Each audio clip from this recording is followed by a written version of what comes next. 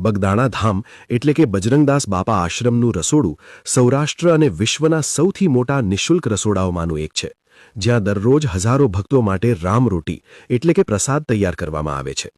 અહીં એકી સાથે હજારો લાખો માણસો બેસીને ભોજન કરી શકે તેવી ભવ્ય વ્યવસ્થા છે.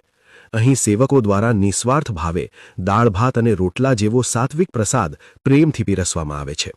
બગદાણામાં બજરંગદાસ બાપાના સમયથી ચાલતી રામરોટીની પરંપરા આજે પણ અવિરતપણે ચાલુ છે.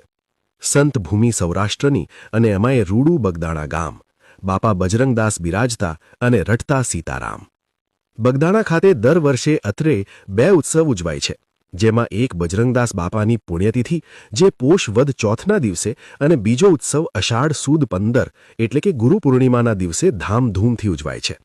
આ ઉત્સવો દરમિયાન બજરંગદાસ બાપાના લાખો શ્રદ્ધાળુ ભક્તો ઉમટી પડે છે, પણ બાપાનો કોઈ પણ ભક્ત પ્રસાદીનો લાભ લીધા વગર પાછો ફરતો નથી.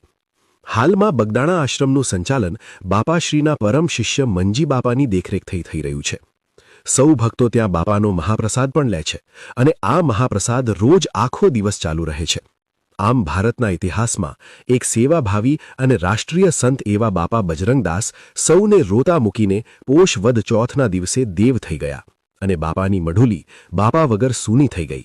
અને એ દિવસે તો આખું બગદાણા ગામ, બગડ નદી, વનની વનરાઈ પણ શાંત થઈ ગઈ હતી. પશુ પંખીઓએ પણ પોતાનો કિલ્લોડ છોડી દીધો હતો. બગદાણા ધામ ધીરે ધીરે પ્રખ્યાત થતું જાય છે. ભક્તો માનતા લઈને જાય છે અને ખરેખર બાપા પણ ભક્તોની માનતા પૂરી કરે છે. બગદાણા જવા માટે અમદાવાદથી ડાયરેક્ટ એસટી બસ મળે છે, તેમજ ભાવનગર અને તળાજા વગેરે સ્થળેથી પણ બસની સગવડ છે.